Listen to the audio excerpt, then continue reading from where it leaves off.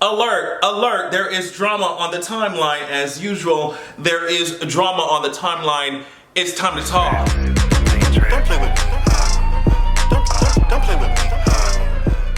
Alright, if you are a Marvel nerd, a sci-fi nerd, you like anime, what else? You like Game of Thrones, House of the Dragon, Last of Us, fantasy, TV, superheroes in general, make sure that you check my description box. My second YouTube channel, Avatar Adrian, is on and poppin'. I just saw the latest Ant-Man movie and my review of it is up on that channel. Make sure you check it out. I got a podcast going every single week, every single Tuesday on patreon.com/AdrianExpression. You'll also want to check that out. Like I said, links in my description. Let's talk. All right, I'm gonna get right to this Chloe and Chris Brown stuff because we have other news to talk about in this video. But apparently Chloe Bailey announced that she will be featuring Chris Brown on a new single called How Does It Feel on February 24th.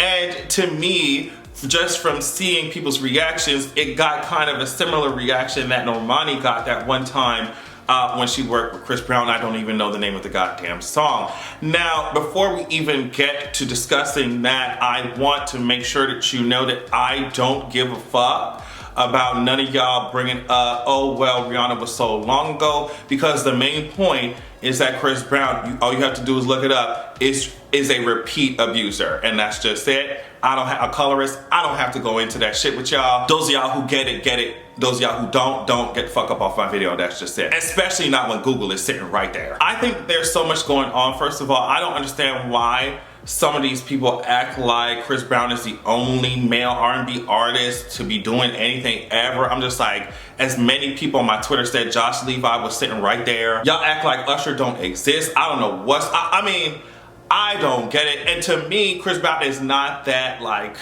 you know, intriguing of a musical artist for y'all to be doing this shit, right?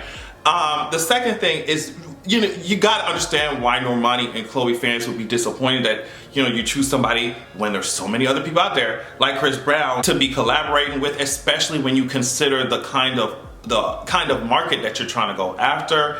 I just don't know. If I was in a decision-making position over there with Chloe or whoever, Chris Brown would never make it across the desk. Like, what are you talking about? You know what I mean? Especially considering, like I just said, the audience that you're trying to get. Like, do y'all know what audience y'all want Chloe to speak to? Like, I don't know. I don't know why so many people, like, Chris Brown has a literal chokehold.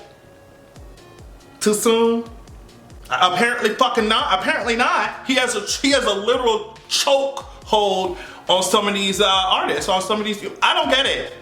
Chris Brown's not the only one. He's not that interesting. He's not that groundbreaker as an artist for y'all to be sacrificing this shit to. And it's just like, I don't know. And then you got Halle. I'm just like, girl, y'all, these niggas making y'all look.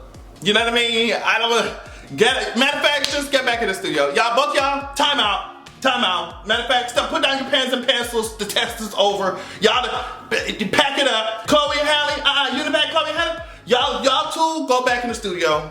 Go back in the studio. Go back. One shit is complicated. Sirens though. One shit is complicated when niggas wasn't in the picture. It wasn't shit this complicated. We got a Little Mermaid trailer out. Melissa McCarthy over here as Ursula. We can't even focus on this shit. Chloe and Halle got these niggas twisting up their minds. I'm like, girl, what's going on? Like, they annoy me. And it's the same, but like I said, I think that you have to really put it into perspective and understand why fans of Normani, fans of Chloe, these other girls, whatever, these other girls, you have to see why they would be disappointed that this kind of decision was made. But I don't know, tell me what y'all think about that, because a lot of people are like, oh, y'all doing too much.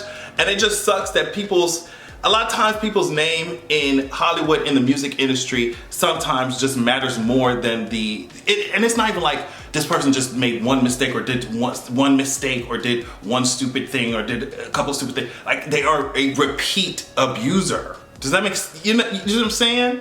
So a lot of people are, oh, y'all don't have no grace, y'all don't have no mercy. Yes, nobody's perfect, but bitch, we ain't all serial abusers, babes. Especially you trying to talk to mostly a demographic of women, black women. Like, you just have to keep that in mind. Even just off the basis of just marketing alone. Like, I don't know. Tell me what y'all think. I don't know. Did y'all see how Sam Smith was apparently heckled in New York? You belong in hell!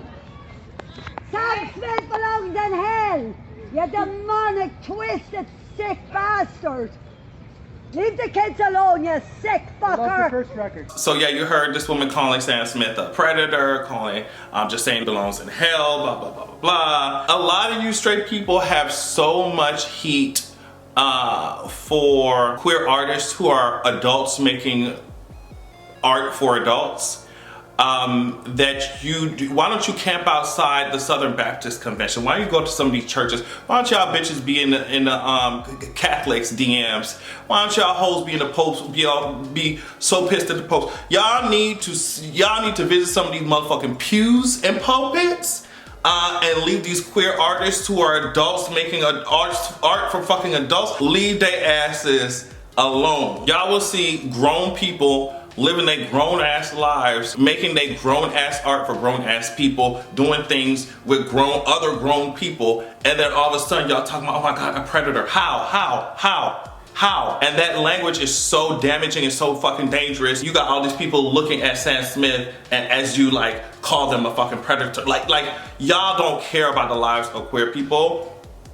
But I wish y'all would just keep that shit over there where y'all pretend to care about kids. Because if y'all actually did care about kids, you wouldn't abuse them or disown them when they end up trans or queer or whatever. So it's just like, just please get out of my face with all that bullshit. No queer artist deserves to have to go through this shit just because y'all can't handle queer people being just as, suggestive, just as artistic, just as expressive, just as sexual as straight people are. You're gonna have to get the fuck over it. I'm not gonna talk too much about Michigan State because at this point, this is a revolving door of gun violence in this country. The last I heard, 3 students had their lives cut short at school,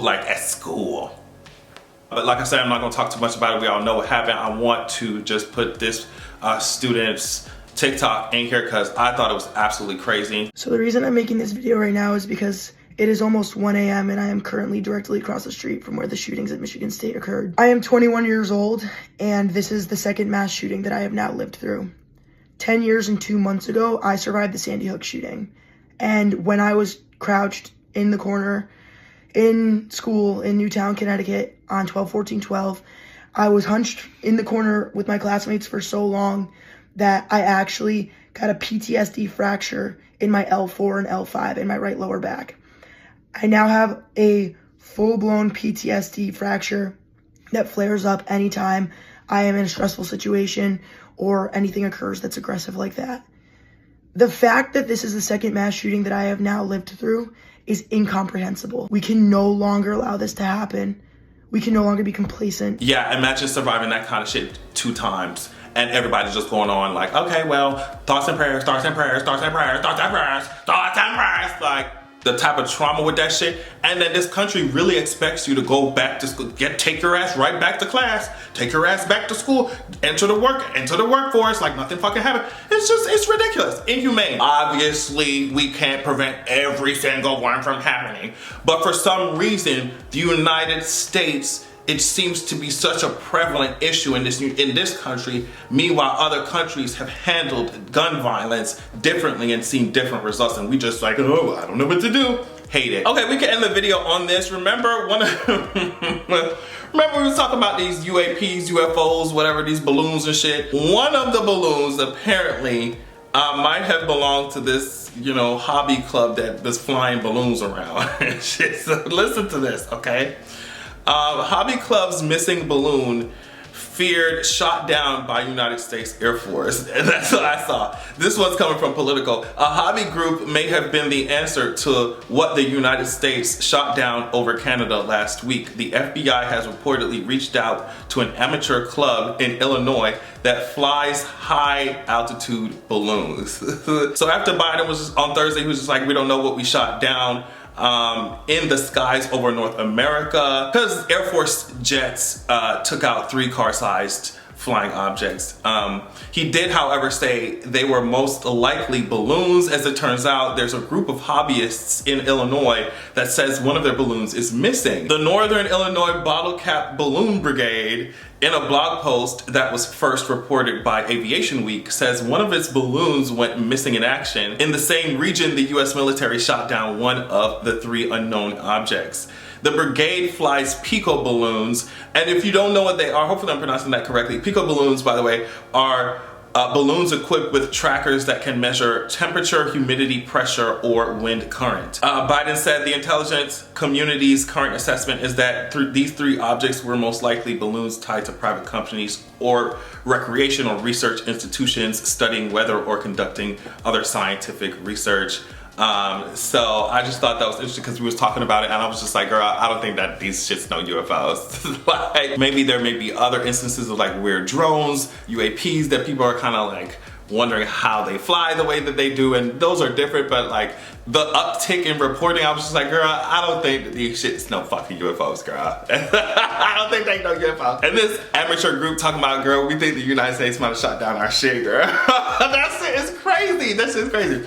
But yeah, like I said, that's obviously not the answer to all the UAPs, but I thought it was interesting that based off of them matching up the data and seeing where this balloon fly with this hobby group, that's probably what the US shot down. And keep in mind that them missiles, them Sidewinder missiles that they used on them F-22s, bitch, $400,000 a piece, bitch. You shooting out these weather balloons, how?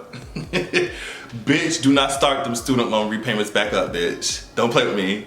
Do not start them bitches back up. You hoes shooting out 400 fucking thousand, almost $500,000 missiles at weather balloons, bitch. Y'all ain't missing no coin. Y'all ain't missing my coin, bitch. Whatever, get out my face. Thank y'all so much for watching. Love y'all. Please check out my description box for all the extra content and make sure that you have a good goddamn evening. You could blow me, I ain't the only, you so lonely, insecure, they don't control me. I ain't the only, press the hole and worship me. Yeah, you could blow me, I ain't the only, you so lonely, insecure, they don't control me.